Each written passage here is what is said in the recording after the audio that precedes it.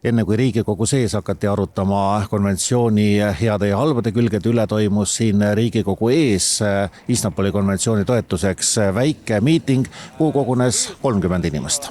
See on esimene märk sellest, et kultuurisõda on alanud ja et tahetakse muuta seda korda, mis tänaseks on, mis tähendab, et inimõigustele keskenduvat korda jõukorra vastu. Need, kes on võimu juures, tahavad vähendada inimõiguseid. Meeleavaldusel osalesid vaid liberaalsete erakondade esindajad. Ma arvan, et see on põhimõtteline väärtusküsimus, et kas me tolereerime nii-öelda vägivalda või mitte. Konventsioon ei loo seadusi, me ise loome seadused, aga konventsiooni raamistik paneb paika, et selle vastu astutakse samme. Lähisuhtevägivald on probleem. Korrati meeleavaldusel ja toonitati, et iga päev on umbes 30 sellist teadet. Aga miks see konventsioon oluline on? Et ma arvan, et ükski nendest 50 juhtumist päevas see peksija ei mõelnud sellele, et Eesti on nüüd konventsioonis või ei ole. Aga see on sõnum. Kui sealt lahkuda, see on sõnum, et me ei pea seda tähtsaks. Seadused on olulised selleks, et kaitsta kõiki ja nõrgemaid. Riigikogu ees valmistusid saadikud aga arutamaks, kas Eesti peaks lahkuma konventsioonist. Sellise ettepaneku tegi EKRE. Sõnumid nagu kaitstaks naiste õigusi on ju toredad. Aga kui selle sildi all seadustatakse mulasoolised, intersoolised, 150 erinevat sugu, mida kohustatakse muide siis kaitsma kohustuslikus korras.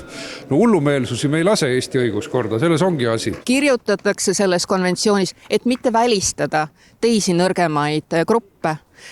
Kirjutatakse selles konventsioonis, et kõiki nõrgemaid ühiskonnaliikmeid tuleb kaitsta vägivalla vastu. See on selles konventsioonis. Eesti ei ole üksi, me ei soovi olla üksi ja see on üks viis näidata välispoliitiliselt, et kes on see seltskond, kuhu me kuulume. Aga täna, ma arvan, siin saalis läheb väga palju just mingisuguseks soopõhiseks jamaks. Meil on karistusõigus, meil on naiste varjupaigad, meil on palju vajalikke asju olemas. Sisuga tuleb täita seda. Seda, mida ma nimetasin, et intersooliste, vulasooliste inimeste seadustamine seaduse tasemel, kes võivad päevas 3 korda sugu vahetada. Kuule, ega inimene pole vihmauss, me keeldume sellist ebateadust Eesti õiguskorda viimast. Arutelu läkski põhimõtteliselt ühele teemale. Kõik olid nõus, et vägivald on probleem ja selle vastu tuleb võidelda. Aga lahku läksid arvamused, kas Istanbuli konventsioonis sisaldub põhimõte, et soolise diskrimineerimise juures tuleks arvestada ka soorollide halba mõju ning sotsiaalset sugu on hea või halb. Algatajate jaoks on sugusid 2 ning soorollid peavad olema paigas. Või kui võrdsus tahta, siis olgu ikka täielik võrdsus.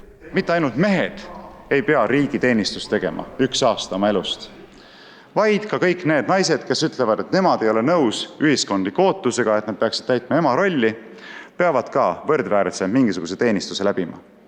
Kaasa arvatud need protestijad. Koolis on selle konventsiooni tõttu on koolidesse või lasteaedadesse lastud perverssed aktivistid, kes seletavad, et sa tegelikult ei ole mitte poiss, vaid tüdruk ja vastupidi ja ajavadki selle lapse hulluks.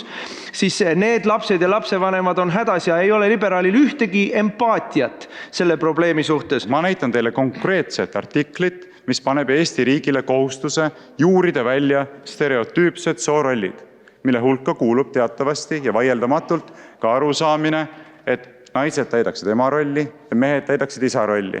Sel teemal rääkis Riigikogu täna 4 tundi. Siis sai tööaeg otsa ning mitmed sõnavõtud ja hääletus jääb järgmiseks istungiks.